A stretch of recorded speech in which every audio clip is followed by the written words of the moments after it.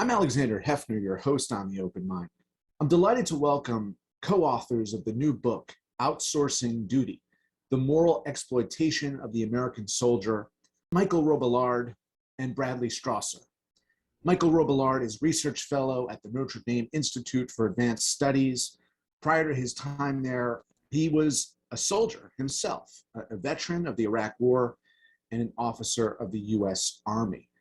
Bradley Strawser is Associate Professor of Philosophy in the Defense and Analysis Department at the Naval Postgraduate School in Monterey, California.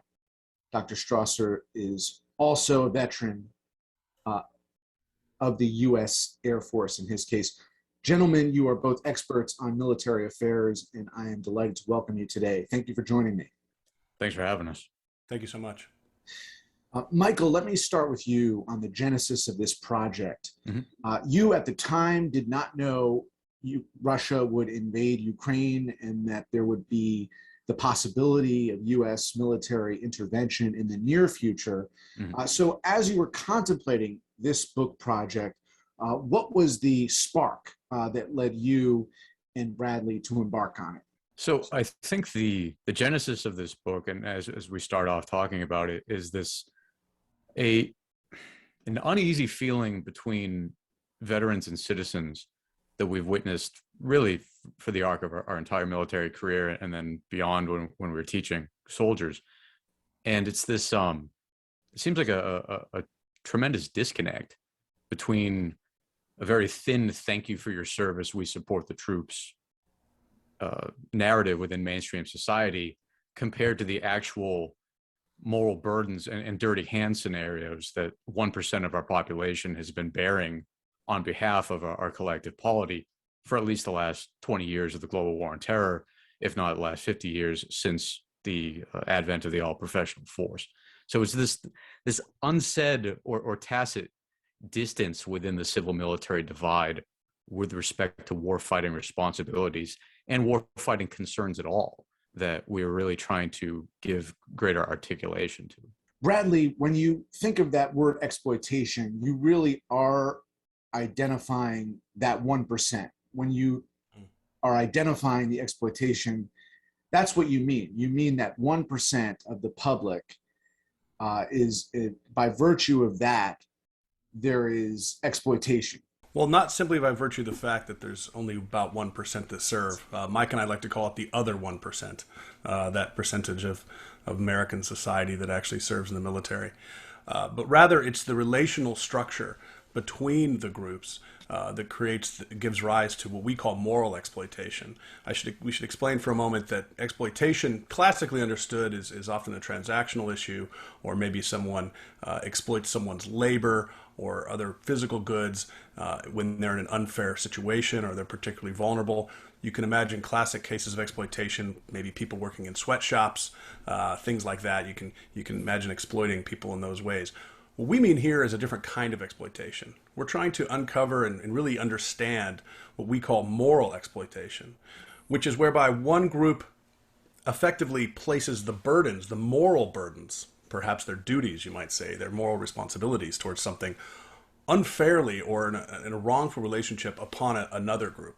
And we think that's what's happening in American society, that the broader society as a whole, which has a shared collective responsibility for our military adventures and our collective use of violence around the world, has said we're going to offload those burdens, those moral responsibilities, to this very small, thin little group of people who actually have to bear them, the military soldiers of our society, the sliver, the small 1%.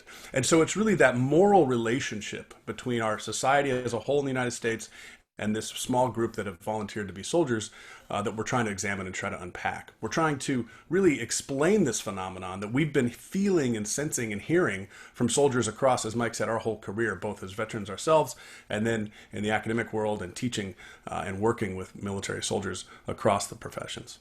At what point, gentlemen, let me ask you, Michael, in recent conflicts in which we've been immersed, going back to World War I through the present, at what point did that number, that percent, dip precipitously. Has it been incremental when we talk about the share of the body politic, if you will, or the American core, the American people that participates in defending our country through traditional military service? If you were just to give our viewers a sense of that history, when did it really jump down?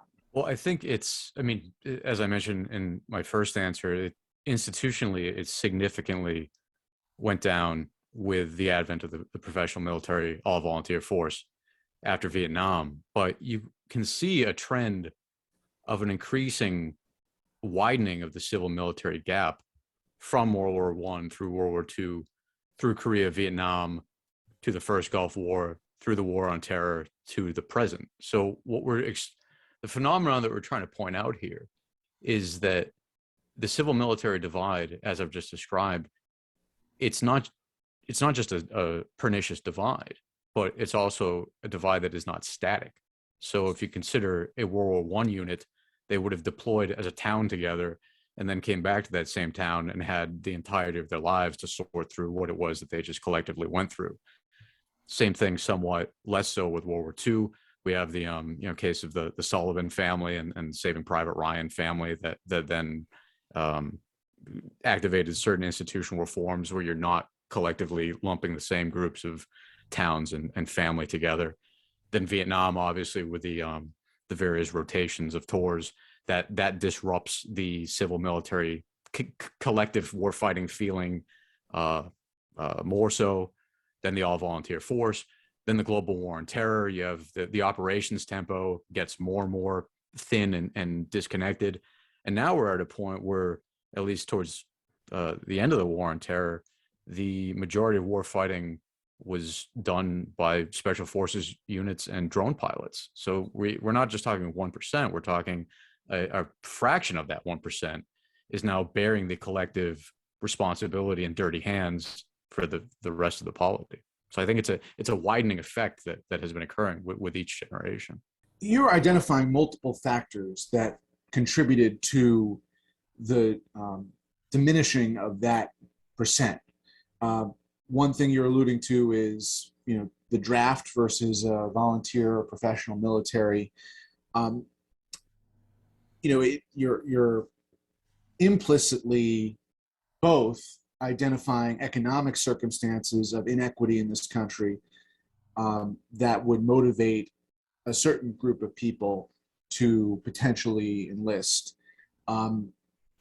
It's interesting that we call it a volunteer military, right? And this is a paradox that I think you both are familiar with, in the sense that how much of that 1% is driven by this being, the last best option that folks have on the table for economic security, Bradley? Yeah, no, absolutely. We actually do talk about it explicitly in the book. We look very closely at the different sorts of socioeconomic and demographic trends of people who decide to serve. And we actually speak about our own decisions as well. And I think the decision to serve is complicated for any human being. But no doubt there are a lot of factors driving it, besides some sort of idealized notion of just, I want to serve my country. Now, I need to stress up front, before I say a little more about this, a different kind of paradox that Mike and I talk about quite a bit, which we call the veterans paradox, which is to say, on the one hand, we're not trying to suggest the veterans are somehow victims or needing pity or sorrow. We don't want to have that sort of view as somehow suggestive of what we're arguing for here. On the other hand, we also are not arguing that veterans and soldiers need to be lionized as some kind of superheroes and myth and legend and sort of some hyper-patriotic nationalist, pro-war fervor either. And we think that those are sort of the two traps that when we talk about veterans and soldiers, we often fall into, either thinking of them as victims or thinking of them as somehow these superheroes that we must adore and reify. So rather, something in between, which is, like you say, the complicated reasons people serve absolutely, of course, include often a dearth of other reasonable economic options or educational options or other paths towards trying to do something with their life. And the military service is often a great way to do that.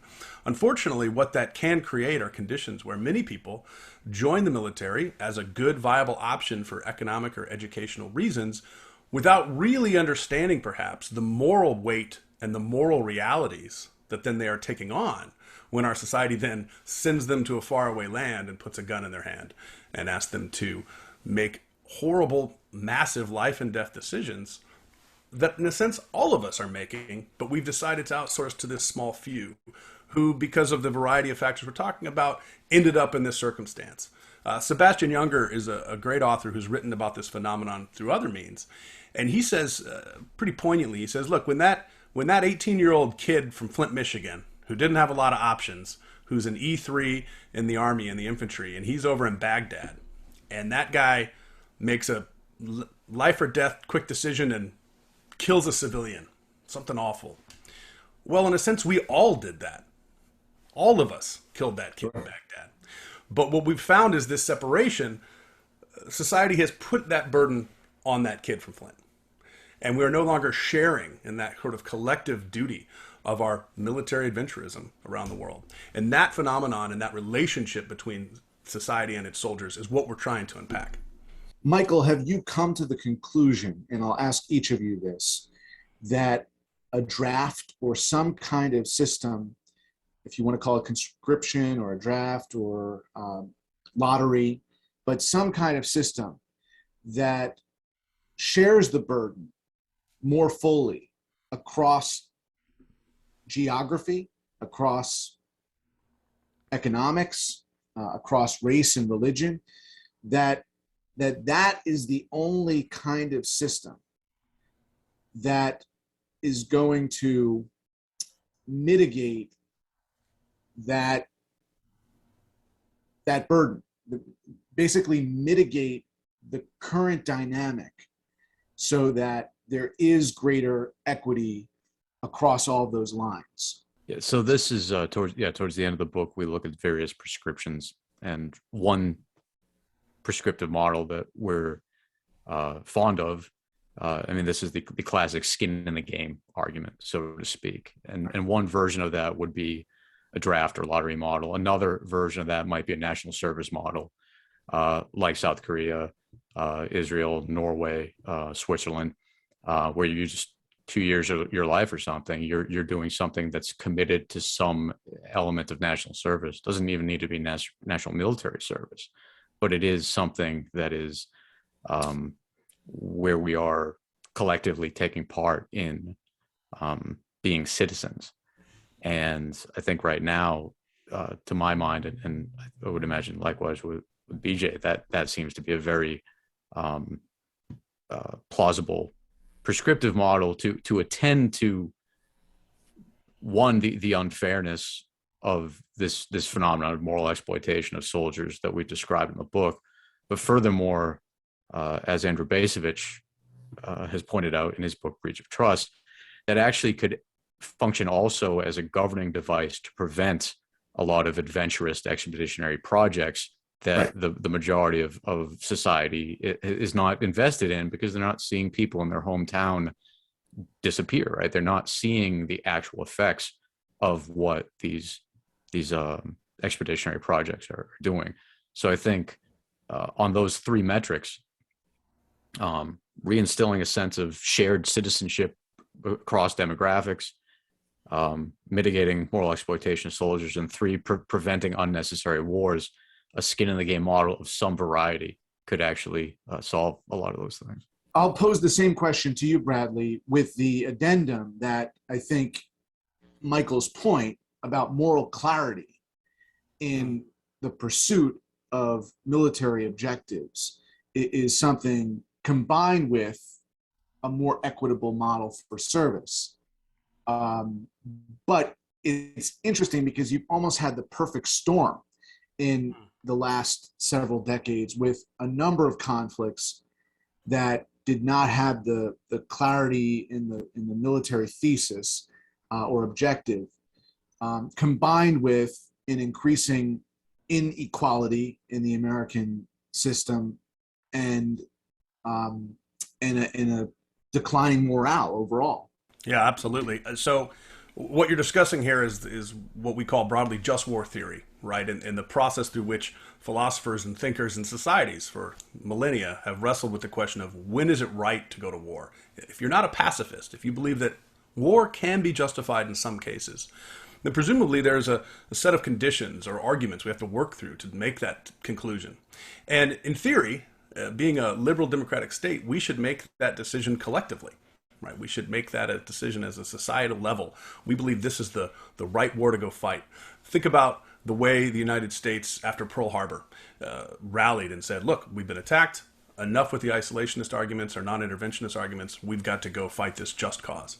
Compare that to the wars of the past 20 years, which, you're right, if nothing else, at least they've been morally opaque. There are a series of arguments and different ways you can understand various military action in the war on terror, but it's been morally muddy, shall we say, or at least very difficult compared with that kind of clarity. Or you could look at the kind of moral clarity we have today in the Ukraine. Ukraine's fight of defense, actual existential defense against the Russian invasion, has the recently rare quality of being not morally ambiguous at all. This is quite clear that they are justly defending their home against an invader. That gives a kind of moral clarity to society as a whole, which I'm sure is tragically the case in Ukraine today. Compared to the U.S. situation over the past 20 years, you've had a continuous, perpetual, never-ending deployment, a never-ending war against a tactic, a terror, as opposed to even maybe a clear enemy set, where the morality of the situation is ambiguous and difficult. And so when society is asking its soldiers to go fight that on their behalf, but they've actually checked out from the moral decision itself, and you already have a morally ambiguous, difficult, hard wrestling match, we think the burdens that places on soldiers is that much greater. And it can actually instill certain types of what are called moral injuries and moral wounds to soldiers as they engage in these projects where they don't know actually where they stand morally in their own engagement with it or the justice of the cause for which they fight itself. You had asked Mike about conscription and national service. Perhaps that's a way we can try to bridge this divide and actually have the skin in the game from across society. Certainly that is an upshot of our book, but it's important to stress that there is no magic wand here. There is no silver bullet. There is no quick fix. And any of the prescriptions we describe, the broader point is that we're talking about a structural societal relationship problem that needs to change, a sort of a reorientation towards how America views its soldiers. A quick example of this, every year I ask hundreds of my students here at the Naval Postgraduate School, I ask them, who here has had some random stranger walk up to them and say, thank you so much for your service? And they all raise their hand, of course. Or countless other examples. People put a yellow ribbon bumper sticker on their car, or at football games we ask soldiers to stand and be appreciated, or Applebee's gives them a discount, a veteran's discount, or whatever it might be. There's these little things we do across society. Then I ask them, who here has felt a little bit uncomfortable when you've been thanked in that way? Every single hand goes up. For veterans and soldiers, it's not that they don't appreciate being thanked for their service. It's as if there's a misunderstanding or a category mistake as to really what these soldiers are doing morally and what we're asking them to do. And society seems to have made an unspoken deal with itself. Well, I thank soldiers for their service. I'm pro-military. Hey, I put a yellow bumper sticker on my car. Yeah. I've done my part. Whereas the soldier says, I think you might be misunderstanding the situation. If you're being intellectually honest as a layperson or a non-military member, you also feel uncomfortable. And that leads me to this question. Why have we not demanded as a country some sort of service model, if not a draft or lottery? Why has it come to this point? And let me just add one thing so our viewer doesn't feel detached from the reality of U.S. military engagement. Like when we were attacked at Pearl Harbor on 9/11, there became a consensus and a rallying cry, and that single moment in recent memory was the largest enrollment in American history over the last 50 years. I don't know if the Cuban Missile Crisis would have had that effect or other moments during the Cold War. Certainly Pearl Harbor probably triggered that, even though there would be a draft. My point is that, I think there was a consensus at those moments, right after Pearl Harbor, after 9/11, not just about having moral clarity of purpose, but that the system should call for a collective responsibility in shouldering that burden. But why haven't people come to that conclusion enough that our system is what it is today? I think it comes back to two things. One is that, yeah, we have normalized this radical civil military divide for the last 50 years at least. So it's just become these expeditionary projects and these forever war involvements just become a background refrigerator hum in the social imagination as other issues crowd out the public consciousness. And I think that the absence of a draft or a citizen soldier or national service model institutionally would have been a failsafe against that in terms of the broader civil military divide. And then secondly, there's the civil military divide in our organs of government as well, right? So the civil military divide in the populace at large repeats itself within the organs of government and within our political representation. And as we go further and further with the civil military divide, by just mathematics, we're going to have fewer and fewer representatives within our organs of government that have seen military service and can speak in a way that is both competent but also translatable to their other civilian. The sad thing, Michael, is that this corresponds with or is happening simultaneously with the unrepublican or anti-democratic values that, or value, I hate to use that expression, right? Because you don't want to think that those things have virtue, but the emerging anti-democratic or unrepublican way of being, right? And that overlaps. That is exactly what 1% serving means. It is anti-democratic and unrepublican, and you have that in the cultural milieu right now. But as we close, I just want to ask you both very directly about the Russia-Ukraine situation.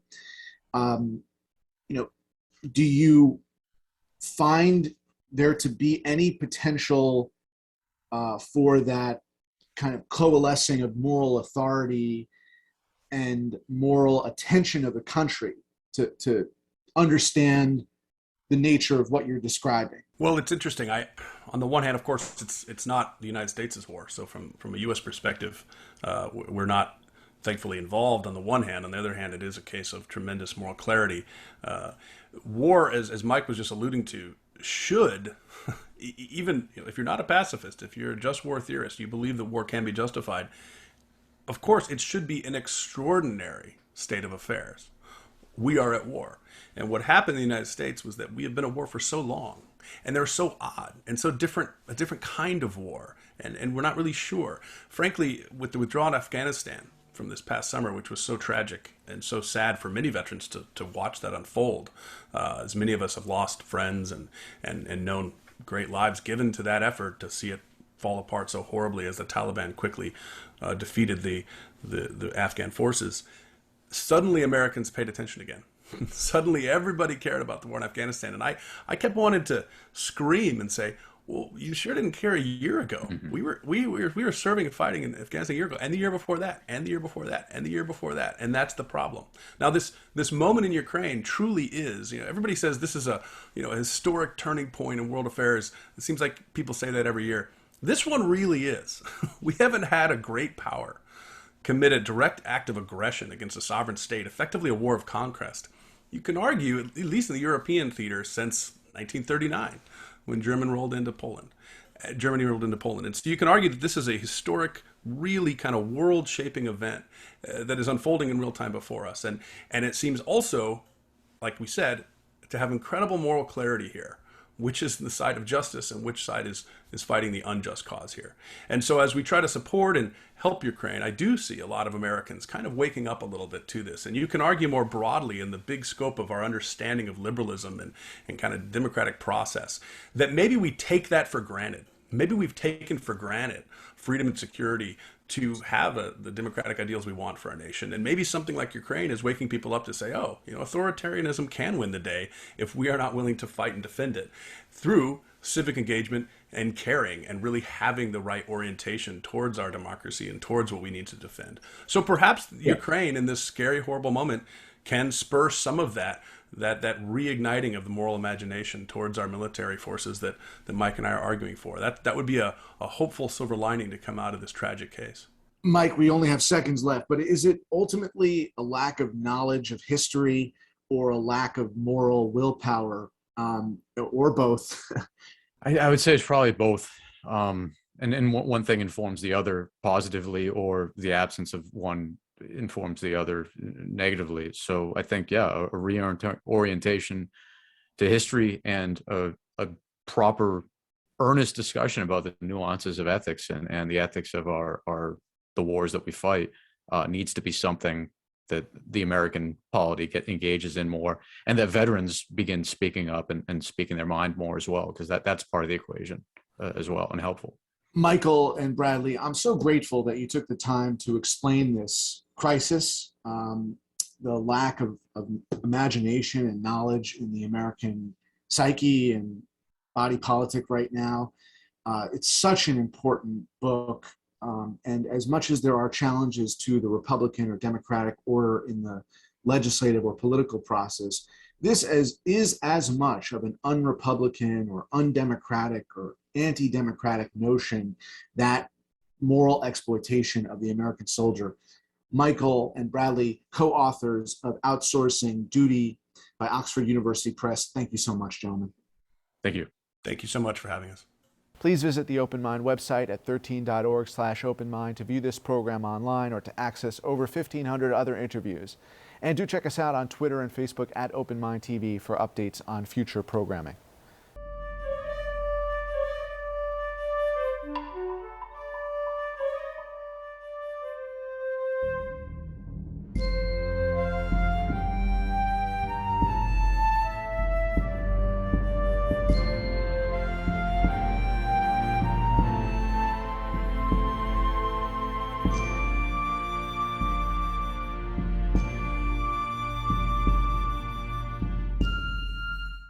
Continuing production of The Open Mind has been made possible by grants from Ann Olnick, Joan Gans Cooney, Lawrence B. Benenson, the Engelson Family Foundation, Alfred P. Sloan Foundation, the John S. and James L. Knight Foundation, William and Flora Hewlett Foundation, Joanne and Kenneth Wellner Foundation, and from the corporate community, Mutual of America.